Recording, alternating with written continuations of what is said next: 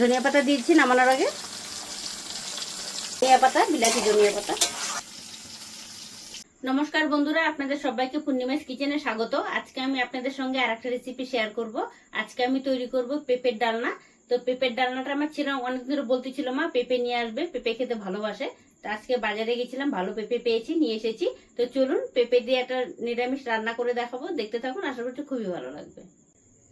পেঁপে কেটে নিয়েছি, আলু কেটে নিয়েছি, এখানে কিছুটা সোয়াবিন ভিজিয়ে নিয়েছি, জল ঝরিয়ে নিয়েছি, কড়াইতে তেল দিয়ে দিয়েছি, আলুগুলো ভেজে নেব।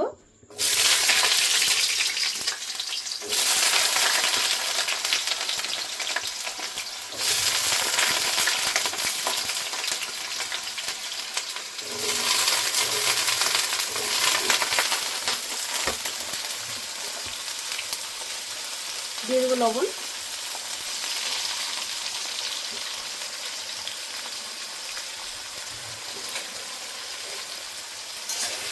কিছুক্ষণ হতে দেবো।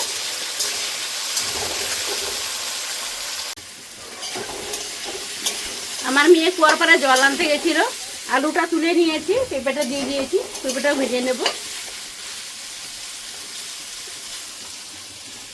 পেঁপেটা ভেজে নিয়েছি, তুলে নেব।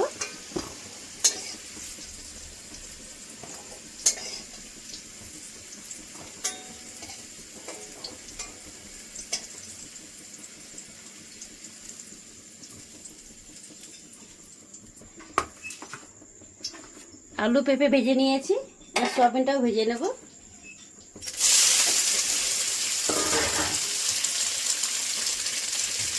লবণ দিয়ে দিচ্ছি,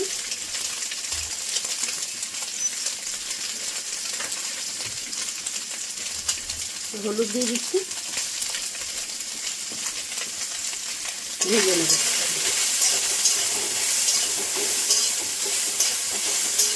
যেগুলো হতে দেবো।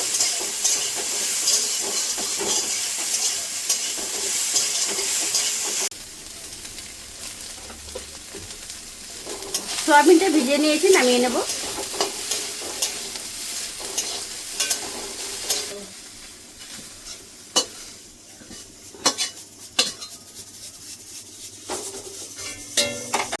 তেল গরম হয়ে গেছে, দিয়ে দেবো একটু চিনি, ফোড়নে দিয়ে দেবো শুকনো লঙ্কা, তেজপাতা, জিরে,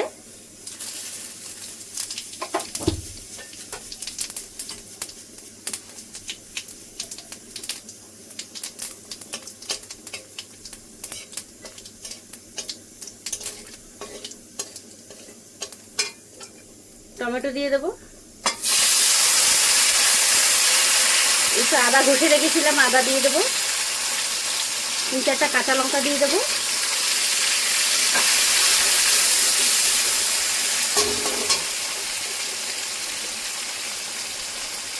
লবণ দিয়ে দিচ্ছি, একটু কিছুক্ষণ হতে দেবো।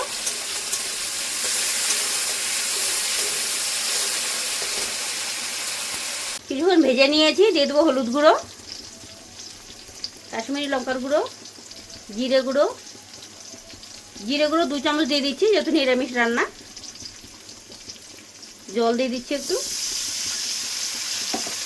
কিছুক্ষণ মশলাটা ভেজে নেব একটু।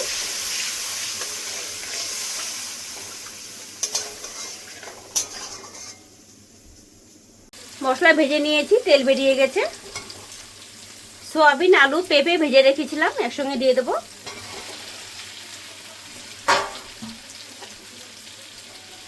মশলার সঙ্গে মিশিয়ে নেব।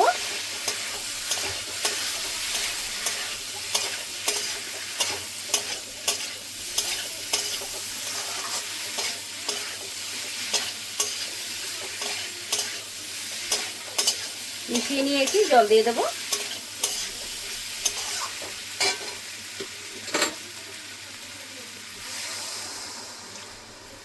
বেশি জল দেবো না, অল্প দিলে হয়ে যাবে, সবকিছু ভেজে নিয়েছি। ঢাকনা খুলে দেখে নেব।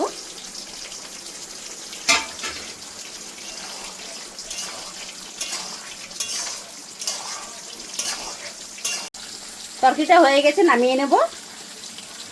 ধনিয়া পাতা দিয়েছি নামানোর আগে।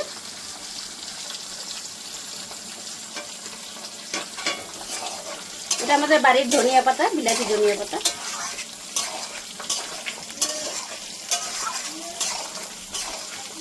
দেখুন কালারটা কত সুন্দর হয়েছে।